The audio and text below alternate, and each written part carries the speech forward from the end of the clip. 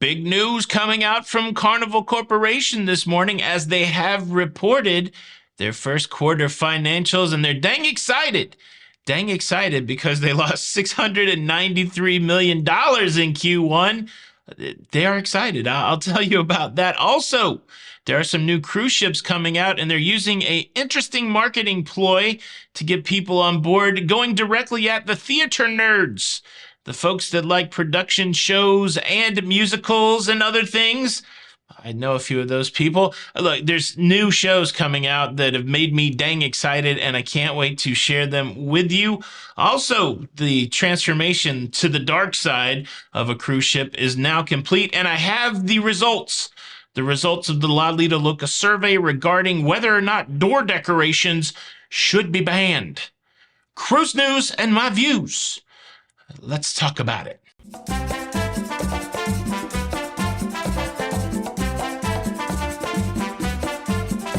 Hey, what's up, everybody? Welcome to Lido Loca. I am your host, Tony, here with the latest cruise news and views for your face. I'm your guide, your Sherpa, your guru, to talk you through everything going on in cruising. And I'd like to lead the show off with a discussion about Carnival Corporation and their first quarter financials. They just reported to the street. They just talked to investors and anybody that could jump on the call about their Q1 financial performance. And like I said, the big headline is they lost $693 million. Now, I think the caveat that the leadership over there at Carnival would like to add to that statement is they only lost $693 million. They projected that they would lose between $750 and $850 million this quarter. And well, the way the Wall Street works, that's a win.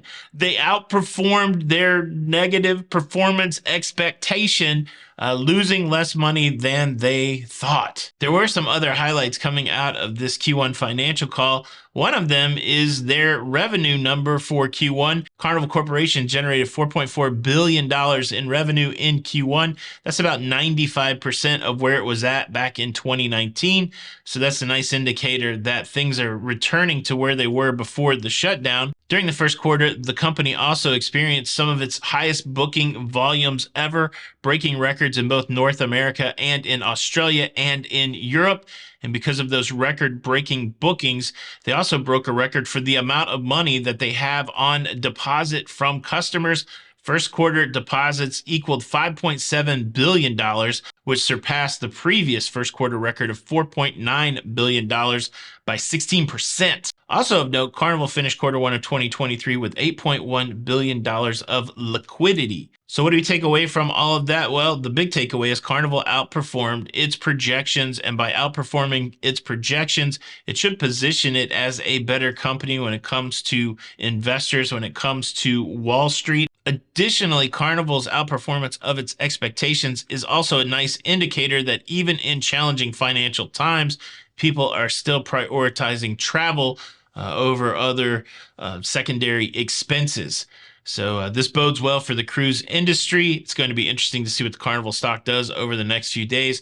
But overall, a good report out from Carnival Corporation. What do you take away from all of this? Leave a comment below. And since we're talking about Carnival Corporation, let me drop this Carnival Cruise Line story on you. It is official. We have a cruise ship transitioning to the dark side, light side, whatever you want to say. Costa Venezia is now officially owned by Carnival Cruise Line. It was transferred over from its Costa ownership just about a week ago into the Carnival Cruise Line family. The ship is currently in Cadiz, Spain, getting outfitted for its new role in the Costa by Carnival, the fun Italian-style ship. So there was a big handover that happened. Of course, it's all in the same company, so it's kind of an internal thing. But the Venezia, no longer a Costa cruise ship. It is now a Carnival Cruise Line cruise ship. How about that? A dark side's coming now. Nothing is real. That's right. What we used to know as a Costa ship is now a Carnival ship.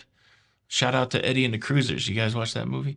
All right, let's move on to one of my favorite things to talk about when it comes to cruising. Cruise ship entertainment. Cruise ship entertainment. Da-na-na-na-na-na.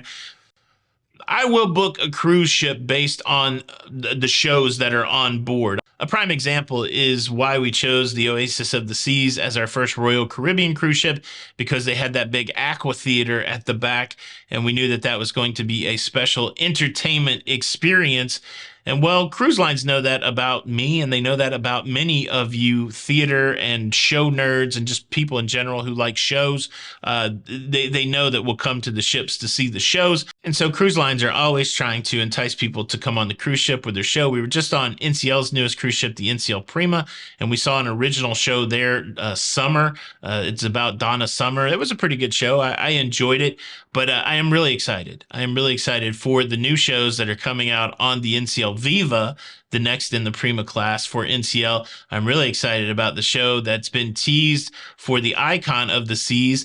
And well, MSC is not to be left out. They're like, oh yeah, you guys can put up one production show if you want to. We're going to have shows in the theater every night. I'll reveal the two big shows, but I won't tell you which cruise line first so that you can let it titillate in your brain. The first one, how would you feel about seeing a stage production of The Wizard of Oz? We're off to see the wizard, the wonderful Wizard of Oz. We represent the Lollipop Guild, the Lollipop Guild. I don't know if you guys know this, but all of the members of the Lollipop Guild went on to be chiropractors because that crack you. The Lollipop Guild. I love the Lollipop Guild. Wizard of Oz going to be on a cruise ship. The other big show that was announced this past week is the stage version of Beetlejuice, Beetlejuice, Beetlejuice. The stage version of Beetlejuice will be on a brand new cruise ship. Also, this is the musical that's been running on Broadway. It's got rave reviews. People love it. People are watching Beetlejuice going, who's Alexander Hamilton? Alexander Hamilton. There's a million things I could have done. Just you wait. Just you. I haven't seen the Beetlejuice Broadway show, but that's coming to a cruise ship near you. And well, neither one of those are going to be on MSC. Let me give you the MSC lineup. They're going to put 7 shows on their new Eurybia cruise ship in their Delphi Theater. And one of them's called Come to the Oracle of Delphi. It's not called that. They've got Circus 1920, which I'm assuming it's going to have some circus arts. They have Generation Rock, featuring hit sounds from stars such as David Bowie, the Rolling Stones, Queen, Kiss, AC/DC, and Journey. Look, you can give me 4 hours of songs of Queen and Kiss and David Bowie, and I would be completely happy. That would be good. You know, I included a picture of someone in Ace Frehley Kiss makeup on the cover art there on the thumbnail. I would love to see a Kiss cover band on a cruise ship, right? I wanna rock and roll all night. And somebody that could do like Gene doing the fire. Is this the real life? All those artists included in one show on MSC. Also, Illuminicity. I don't know what that is. Illuminicity Jukebox Live with vocalists showcasing funk, soul, and rock and roll. You got Songbook - Ed Sheeran. How about that? I can't think of an Ed Sheeran song right now, and my head's always full of songs. What's your favorite Ed Sheeran song? Let me go look. Now, I feel bad if I'm not going to sing an Ed Sheeran song. I'll just type Ed Sheeran and see the first song I recognize. Oh, she's dancing in the dark, listening to my favorite song. Okay, and then it sounds like they're going to carve out at least 2 nights for guest entertainers or special shows that are culled from the skills from within their own staff. The big point for MSC Eurybia is there's going to be live shows 7 nights a week in the main theater. So it's not going to be like you get one show and then they're going to show a movie or they're going to shoehorn the comedian in there. You're going to get production shows every night of the week in the MSC Eurybia, which I like. So that's MSC. Now the big reveal. I can't get it out of my head. What's another Ed Sheeran song? I'm in love with the shape of you. All right, Wizard of Oz. All indications, the rumors are that's going to be on the Icon of the Seas. They have been casting for roles for a Wizard of Oz production, apparently on Icon of the Seas. And of course, that means that the Beetlejuice show will be on the new NCL Viva. I mean, if we're being honest here, and I was the creative director, they should have done some sort of Viva Las Vegas show on the Viva. Viva Las Vegas. All right, that's all the singing that you'll get today, I guess. What do you think about these shows? Which one would you choose? Leave a comment below. Now, let's wrap up the conversation that we've been having for the past week over door decorations. I got a lot of comments on the video about door decorations, about the upside down pineapple that I had photoshopped onto the picture of the door that I included on the thumbnail. I might have put it there just to see what kind of comments that I got. The person that was complaining to Carnival, they didn't include a picture of which doors they were offended by. So I don't know if it had anything to do with upside down pineapples, or maybe it did. I don't know. I think they were just offended because they want the doors to be pristine. They don't want their eyes to be polluted with anything other than cruise ship art, I assume. But they don't want to, they don't want to know, that Fred and Wilma is having a 50-year wedding anniversary. It's too much for them to comprehend. But and for those who asked if I knew what the upside down pineapple meant, I do. It's a symbol for people that like to swing on their front porch. That's what I heard.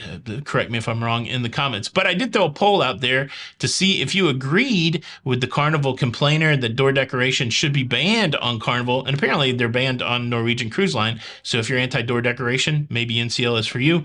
But the results of the poll are in. After 9,800 of you guys voted, 7% said yes, we should ban door decorations. 66% of you guys said no. Please don't ban the door decorations. It's the only way I know how to get back to my cabin after a night full of drinking. Well, I don't know if that's what everybody who said no wants it for, but some. And 28% said, I don't care either way. I don't care if your door is decorated. I don't care if it's not decorated. I don't care. I should have left an option for first world problems. We got a handful of, this sounds like first world problems. Yeah, we're talking about leisure travel. Basically first world problems. I don't know who wakes up and spends their time on the internet like, oh, I'm going to go get them today. I'm going to go tell people talking about cruising that those are first world problems. So is using the internet and watching videos. Doofus. How'd you vote? Did you vote? Do you know there's polls on this? Make sure you're subscribed. That way you can go to the community tab and see the polls and your voice can be heard. It's actually anonymous, so you can go and vote and nobody knows how you voted. So you could be all out of pocket. That's a comment for my son-in-law if he happens to watch this video. Out of pocket. Had a good time this weekend. We had a set of the kids in, 4 kids all together, 2 kids and their significant others. We had a good time. Played a lot of Jackbox TV, and out of pocket was a popular phrase. All right. It's Monday. Lots to do. So, some interesting guests coming on the podcast this week. Make sure you check out the podcast on wherever you get podcasts. I finally got it fixed on Spotify. You can get the audio there. You can get the video over on the other channel, Lido Loca Presents. You can go get the full podcast episode. I think that's it. Is everybody doing okay? Happy Monday. Any celebrations in your life? Anybody having a birthday today? Anybody having a wedding anniversary? Anybody having a divorce party? Anybody doing anything? I don't know. Leave a comment below. It's Tony for Lido Loca. Until the next time, watch this video next. We'll see you on the Lido. Bye.